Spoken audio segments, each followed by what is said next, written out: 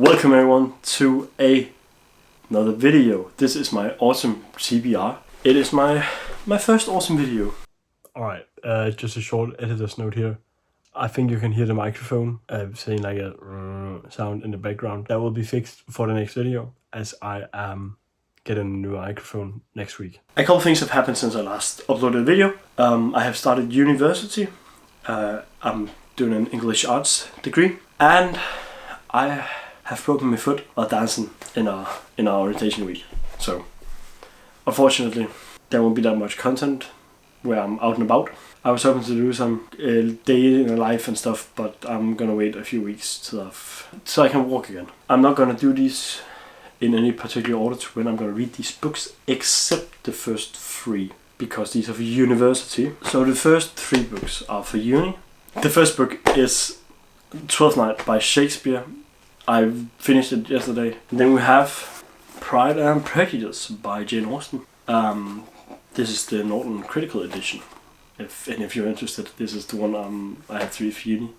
It has a bunch of other stuff than just the normal version of Pride and Prejudice. And I'm on chapter. I've read the first 3 chapters, which is the first 10 pages, and I've already, as you can see, there are quite a few tabs here. But I'm enjoying it so far. I think it's a very, very good book in the first 3 chapters. I'm enjoying the characters. And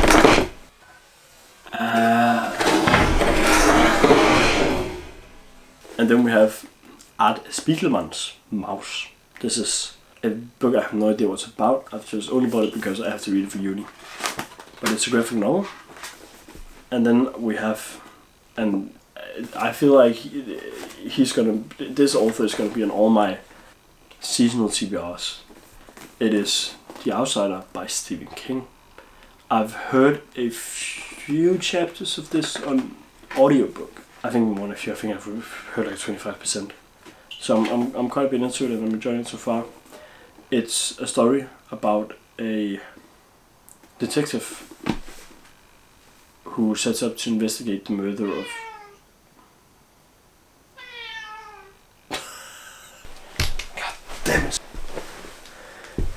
The book is a story about a small town murder, I think I would say, where an apprehended suspect with watertight evidence, except he was in a completely different town with an ironclad alibi. So the detective sets out to find out why or how this suspect can be at both places at once. And then we have my current read. I forgot about this. It's The Haunting of Hill House by Shirley Jackson. I'm probably gonna finish this very soon. I'm 55 pages in. This is a story about 4 people, a doctor and 3 non-doctors who are invited. The other 3 here, Eleanor, Theodora and Luke, are invited up to the doctor, Dr. Montague, because they've had a paranormal experience and he wants them to help him investigate this Hill House, which is what the place is called. And as it says in the back, but what begins as a light-hearted experiment is swiftly proven to be a trip into the darkest nightmares and an investigation that one of their number may not survive. So yeah, it's very good so far. I'm really enjoying the prose and Shirley Jackson's way of describing the surroundings and the characters. And then we have one I know some of my friends have been begging me to read, basically, and people online have been like, read this. It is I, Who Have Known No Men by Jacqueline Hartman. This is a story about 39 women who are imprisoned or encaged. These women have been watched over by guards. They have no idea how they got there. But then one person shows up and tries to help them all escape this hellhole they're in. And then we have one I have put on a lot of TBRs if you follow my Instagram or TikTok. It is The Night Circus by Erin Morgenstern. I'm gonna give this one more go.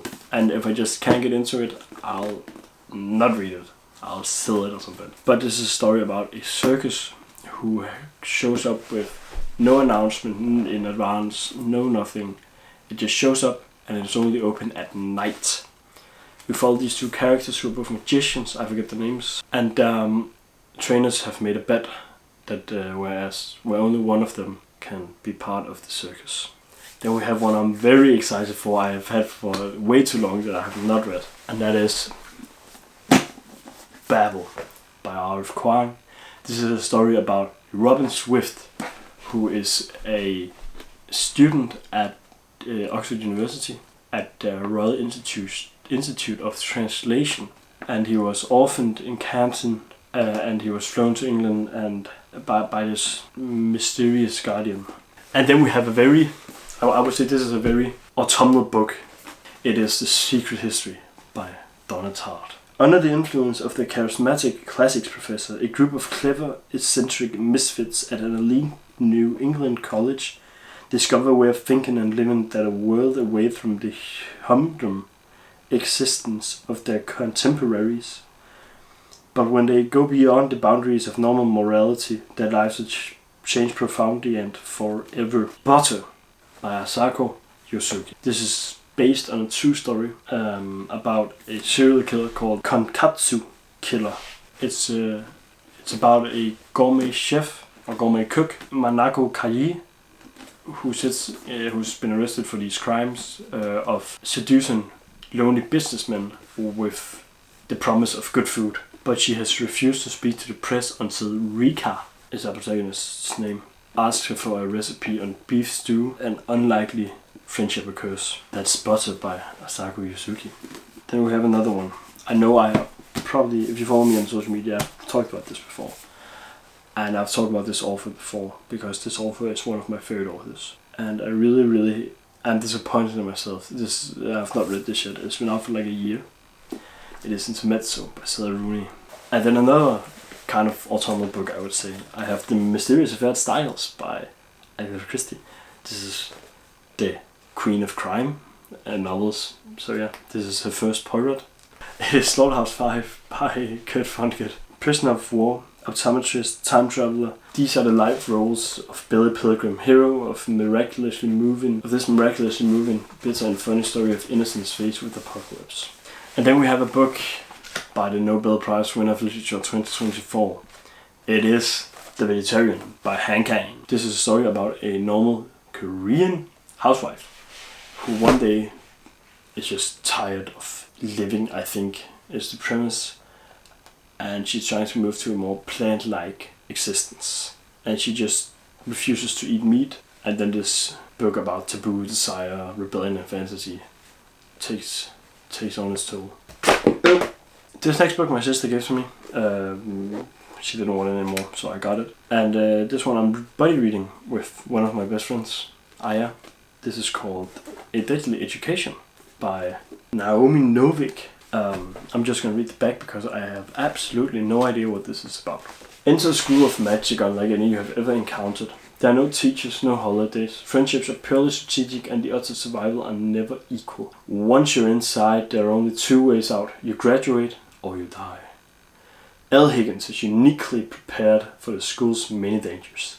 She may be without allies. She possesses dark power strong enough to level mountains and wipe out untold millions. Never mind easily destroy the countless monsters that prowl the school. Except she might accidentally kill all the other students too. So Elle is trying so hard not to use it. That is unless she has no other choice. I believe this is a YA. And then the last book I'll be trying to read this autumn is the book I've looked forward to most this year. I've gotten it in a beautiful hardback with beautiful sprayed edges. It is Calabasas by R.F. fucking Kuang. I'm just gonna read the blurb as well. Alice Law has only ever had one goal: to become one of the brightest minds in the field of magic. She has sacrificed everything to make that a reality. Her pride, her health, her love life, and most definitely her sanity. All to work with Professor Jacob Grimes at Cambridge, the greatest magician in the world. That is, until he dies in a magical accident that could possibly be her fault. Grimes is now in hell, and she's going after him, because his recommendation is key to her future, and he could hold her dreams in his now corporeal hands. Unfortunately, her rival Peter Murdoch has come to the very same conclusion. with nothing but records of Orpheus and Dante to guide them, bundles of chalk to draw pentagrams necessary for their spells, and a burning desire to make all academic trauma mean anything they set off a cross-health to save a man they don't even like. But hell is not like the storybooks say. Magic isn't always the answer, and there's something in Alice and Peter's past that could force them into the perfect allies or lead them to their doom. But look at this. And then this is hell is other people. Thank you everyone so much for watching, and I'll hope to be making some more videos very soon, and I'll catch you in the next one, yeah? Cheers.